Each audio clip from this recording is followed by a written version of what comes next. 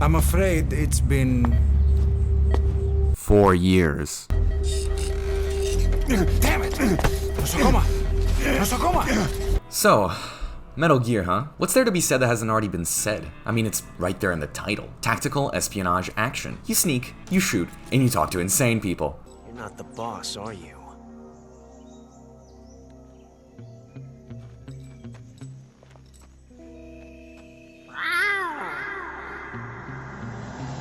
Okay, that one isn't actually in there, but it really is one of the main parts of playing any Metal Gear game. No one talks like a normal person. Look at these. Nice shoes. No. Legs. It's fucking awesome. It adds so much flavor to each dialogue exchange. Every time a cutscene shows up, I'm at the edge of my seat, waiting for the next insane moment or the next hilarious line delivery.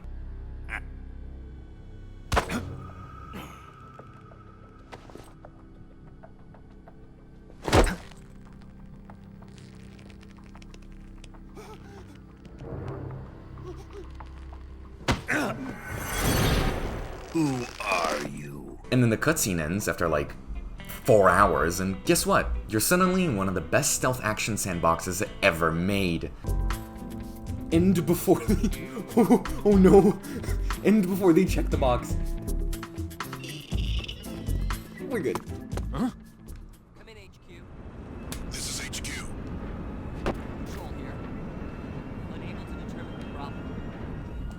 Understood. Return to your position.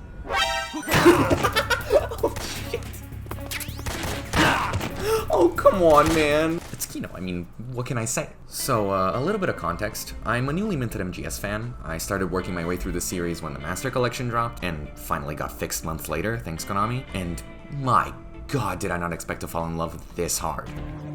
Oh my god, right. I love it. This is awesome.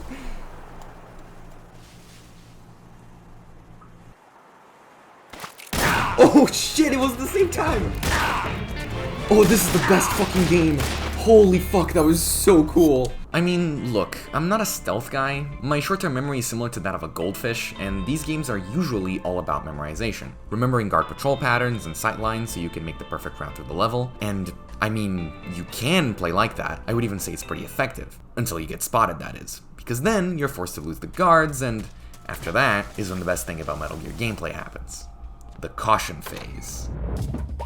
God, I love that music cue. So, you know all that knowledge you had about patrol patterns? Yeah, throw all that out the window, because now the guards are looking for you, meaning they won't stick to their usual spots, and they're more perceptive. That means you have to rely not on your memory, but your knowledge of the tools at your disposal and the AI, making it so improvisation and quick thinking are the only things that will get you out alive. And man, the sheer amount of stuff you can do in this game is crazy. I'll wait for him to shut. I'm gonna get his ass over here. In fact, wait a sec.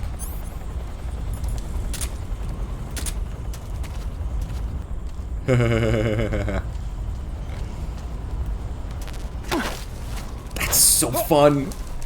There's so much attention to detail, so many little things that didn't need to be there. Okay, so I want to kill this crocodile, but I don't want to waste bullets. So...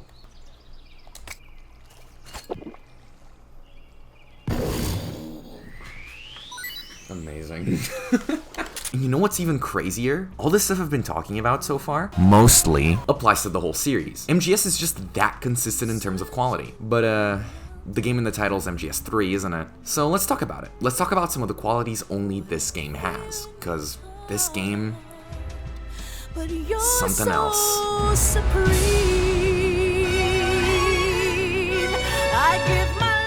So, as you may have noticed, you could eat snakes in this game. In fact, you can eat lots of things. Survival.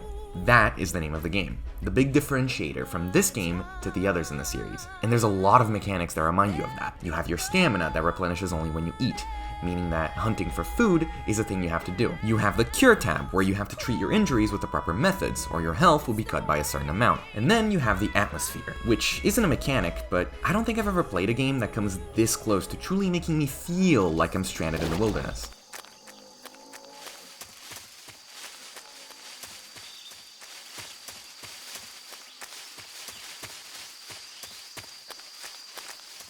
From the rich soundscape to the ridiculously overbearing green filter, to the camera changing from top down to behind the player in the re-release, everything is there to make the jungle feel as oppressive and isolating as possible. And in turn, that also affects the stealth. So you can do stuff like climb trees, crawl on the grass, do blackface, camouflage, that last one being really important, since guards are really smart in this game and can see you from like a mile away if you don't have the right clothes on. This game can be so tense, man. You always feel like you're one wrong move, one misstep away from having a guard see you and fuck up everything. And yeah, that's true, you're gonna get spotted a lot. But even so, as I said, the game only gets more fun when you're spotted, not less. The boss fights are also a big highlight. You wouldn't really expect a series about stealth espionage to have one of its major strengths be its one-on-one duels, and yet, Metal Gear's just goated like that, so every game you get fights like the end. This 100-year-old sniper that fights you in this massive jungle arena, where just finding him before he finds you is a challenge. The fight being so long that you're forced to hunt for food mid-duel, really capturing that guerrilla warfare feeling better than anything else in the game. Or, you know,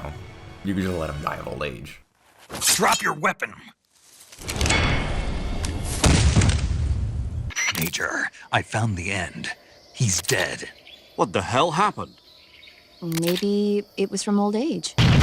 But yeah, that feeling of guerrilla warfare, of being alone in a hostile jungle, also plays pretty perfectly into the narrative. You play as Naked Snake. No, not Solid Snake, don't worry about it. A soldier sent on a mission in the deep jungles of Russia, with no support, barely any equipment, and if you fail, no rescue either. So yeah, I'd say the feeling fits. And it complements the espionage thriller that is the story. Since you're alone in enemy territory, alliances are fickle, and you don't really know who's friend and who's foe. And oh god, the characters, can I just talk about them? What a selection. We got Ocelot, the guy who's always one step ahead from everyone else in the other games, being a massive goofball and getting his ass handed to him by Snake the entire game. You ejected the first bullet by hand, didn't you? I see what you were trying to do, but testing a technique you've only heard about in the middle of battle wasn't very smart. You were asking to have your gun jam on you. Besides, I don't think you're cut out for an automatic in the first place. You tend to twist your elbow to absorb the recoil. That's more of a revolver technique. And yet somehow, he still manages to be cool. So good. It's so good. Look at this fucking sucker. Who does that?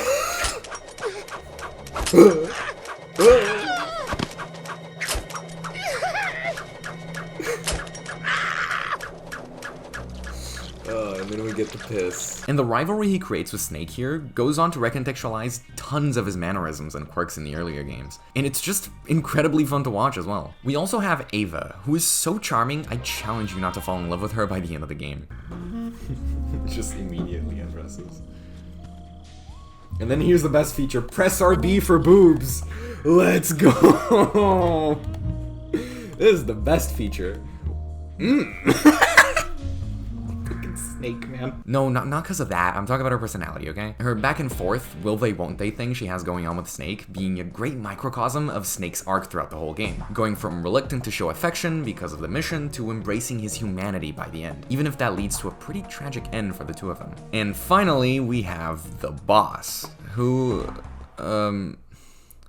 there's almost too much to say about her, to be honest. From her relationship to Snake, to her sudden heel turn at the start of the game, to her past, to her... Yeah, I can't really talk about her without spoiling the game, can I? And as you probably know, Metal Gear loves its twists, and that's no difference here. So all these characters can't be talked about without the major recontextualization of their actions in the final few cutscenes. Which is really cool, it changes how you view most of the story, and enhances replays a ton, but it also makes writing about the story without spoiling anything really damn hard. So I'm just gonna say this.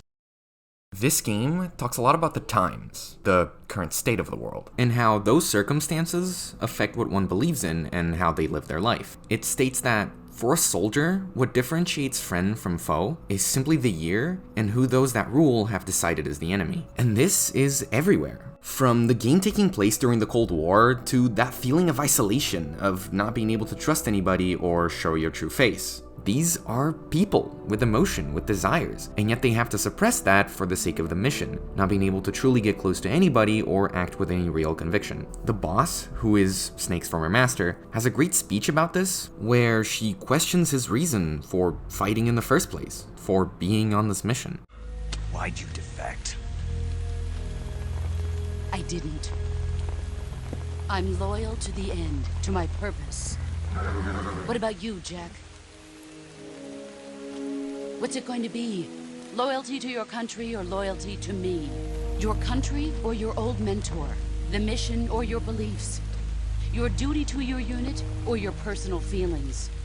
She says all this because Snake is showing his humanity in hesitating to kill her, even though killing her is his mission, what the times demand, and what a true soldier loyal to their country would do. Every character is torn in some way by this dilemma. They all have a secret motive, a secret agenda, and real feelings and beliefs sacrificed for that agenda. And this, most notably, is what causes Snake's disbelief in those in power, and his downfall into the villain we know from the other games as Big Boss. Also commendable is this game's take on non-lethality, carried over from MGS2. If yesterday's friend can be tomorrow's enemy and vice versa, then it's only fitting that the game lets you not kill a single soul, with a couple exceptions, to reach credits, even punishing you in the most creative way possible for not doing so by having a whole boss fight comprised by the ghosts of those you killed. And it's all of these themes, the game's views on killing, war, and loyalty, that culminate in the narrative's conclusion. And man, what a conclusion it is! Metal Gear Solid 3 has one of the best endings to any video game I've ever played, period. Its commentary on the times and their role in what soldiers fight for and believe in is extremely poignant, and is communicated very effectively through a lot of the cast. That, although being basically enemies, end up loving each other by the end. And yet, the game ends how it does, their humanity stripped away to serve their country, to serve the times.